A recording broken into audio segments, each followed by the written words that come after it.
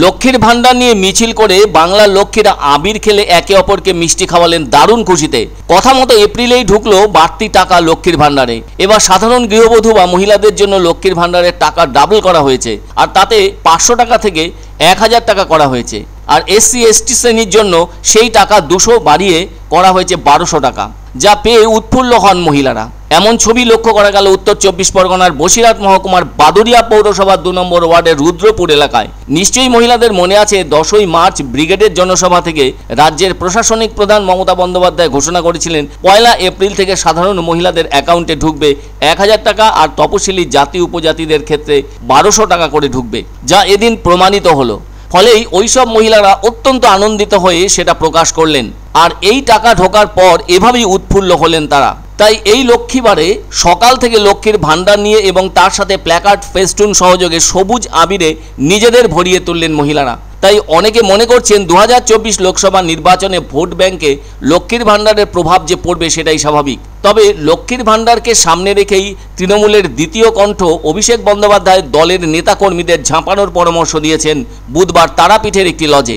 সেই সঙ্গে রাজ্য সরকারের সব ধরনের উন্নয়নমূলক কাজকেও সামনে রেখে মানুষকে বোঝাতে বলার দায়িত্ব পালন করতে বলেছেন তাদের। দলীয় নেতাকর্মীদের উদ্দেশ্যে তিনি বলেন, তাদের এলাকার বাড়ি বাড়ি গিয়েও এই প্রচার চালাতে হবে। অভিষেক ওই বৈঠকে আরও জানিয়েছিলেন, রাজ্যে এবার মহিলা ও পুরুষ ভোটারের অনুপাত প্রায় সমান সমান।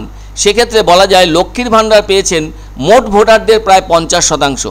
এক বীরভূম জেলাতেই লক্ষ্মীর ভান্ডার পেয়ে থাকেন 8,38,000-এর বেশি মহিলা। ইতিমধ্যেই ওই লক্ষ্মীর ভান্ডার নিয়ে বীরভূমের বিভিন্ন গ্রাম পঞ্চায়েতে হয়ে গিয়েছে লক্ষ্মীর ভান্ডার সম্মেলন। এ ব্যাপারে অগ্রণী ভূমিকা পালন করেছেন রাজ্যের অর্থমন্ত্রী চন্দ্রিমা ভট্টাচার্য। তিনিও মহিলা কর্মীদের তাদের এলাকায় প্রচারের নির্দেশ দিয়েছেন এইভাবে। মনে রাখা দরকার, লক্ষ্মীর ভান্ডার বিষয়টি নিয়ে রাজ্যের মুখ্যমন্ত্রী প্রথম উদ্যোগ গ্রহণ করেছিলেন 2021 সালে। উল্লেখ্য, আধুনিক যুগের অনেক মহিলা বর্তমানে ঘরে আটকে না থেকে বাইরে বেরিয়ে বিভিন্ন পেশার যুক্ত হয়েছেন। আবার এমন অনেক মহিলা রয়েছেন যারা শুধুমাত্র ঘরের কাজকর্মই করে থাকেন, কিন্তু তারা অন্য কোনো পেশার সাথে যুক্ত হননি। ফলে সেই সমস্ত মহিলাদের আর্থিকভাবে স্বনির্ভর করে তুলতেই লক্ষ্মীর ভান্ডার প্রকল্পের রূপায়ণ। মহিলাদের হাতে অর্থ আসার মাধ্যমে প্রতিটি পরিবারে আয়ের সন্ধান করাই এই প্রকল্পের প্রকৃত উদ্দেশ্য। এর মাধ্যমে সমাজে আরও অর্থের যোগান বাড়বে। চলতি বছরের 8ই ফেব্রুয়ারি রাজ্য বাজেটে ঘোষণা করা হয়েছিল, রাজ্যের ভেতরে থাকা রাজ্যের সমস্ত সাধারণ মহিলাই দ্বিগুণ টাকা পাবেন, আর SC STরা পাবেন 1000 টাকার জায়গায় 1200 টাকা করে। আবার এই লক্ষ্মীর ভান্ডার যারা পাচ্ছেন তাদের মধ্যে যাদের বয়স 60 বছর হয়ে গিয়েছে, তারা তখন এটি বার্ধক্য ভাতা হিসেবে মাসিক 2000 টাকা করে পাবেন।